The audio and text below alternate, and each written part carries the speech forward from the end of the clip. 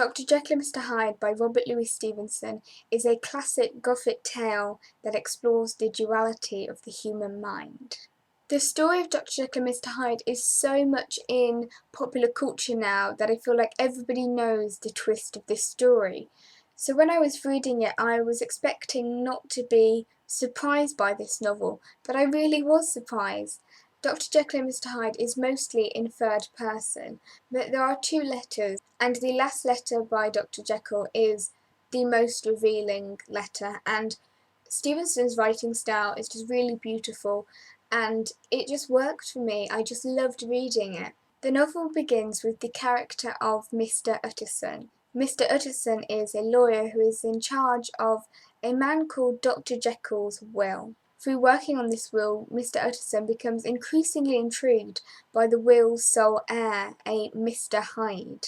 Stevenson explores a lot of themes in this novel, and I think every single reader will have their own theory about what the real meaning behind this novel is. It is a story of Victorian hypocrisy, of looking at respectability, of repression. Some critics suggest that it's a narrative about sexuality, while others maintain that it's a story about the struggle of good versus evil. From the very beginning, Robert Louis Stevenson explores the theme of repression through the character of Mr. Utterson. He is described as being austere with himself, drank gin when he was alone to mortify a taste for vintages, and though he enjoyed the theatre, had not crossed the doors of one for 20 years. Mr. Utterson is symbolic of the ideal Victorian gentleman. He has good taste, but he never indulges himself. Stevenson's portrayal of respectability is key in looking at the character of Dr. Jekyll. Instantly, from the fact that he is a doctor,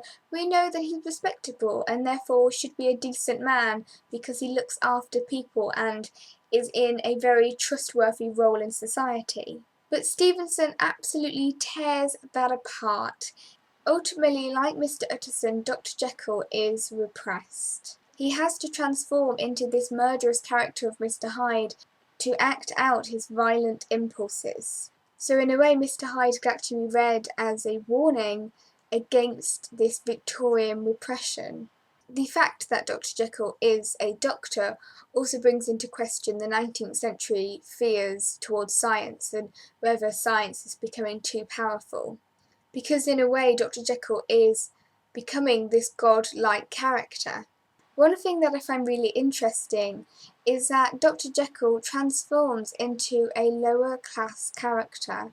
Mr. Hyde is just a mister, therefore he's lower in the hierarchy of the Victorian society. The place where Mr. Hyde lives is also really different. Dr. Jekyll lives in this bright part of London, this really prosperous part of London, whereas Mr. Hyde lives in Soho. Soho is a part of London that is dark. It is infamous for prostitution and for poverty. Therefore, Stevenson is exploring not only the duality of the human mind, but also the duality of space and setting. Dr. Jekyll actually explains the split personality as being a part of the primitive duality of man, and I think the word primitive is really key in a way because a lot of the descriptions of the murder and of the urges and impulses of Mr. Hyde are described as being very animalistic. For instance, Stevenson writes that Hyde murders with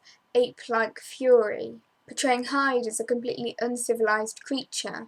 I also think that kind of links with the idea of Mr. Hyde being a working class character, because the working class, the proletariat, if you want to kind of do a Marxist look at it, was seen as an underclass, as being completely uncivilized in comparison to the respectable upper classes. The fact that one of Hyde's victims is a girl also brings up the discussion of Stevenson's treatment of women in this novel. Women are pretty absent from Dr. Jekyll and Mr. Hyde, and the female characters that are there aren't strong, they're very passive, and are really just a construct that Stevenson uses to contrast their innocence and purity and Hyde's evil, dark nature.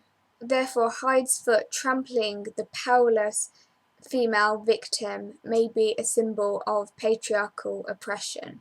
I thoroughly enjoyed Dr. Jekyll and Mr. Hyde. It's one of my all-time favourite classics just because the writing style was just beautiful and there was lots of imagery, and for me a lot of it was about the setting of this novel, the descriptions of London, and how London itself seemed to have a similar psychology to that of Dr. Jekyll and Mr. Hyde. There is just so much in this novel that I think it's a book that I will never get bored of reading.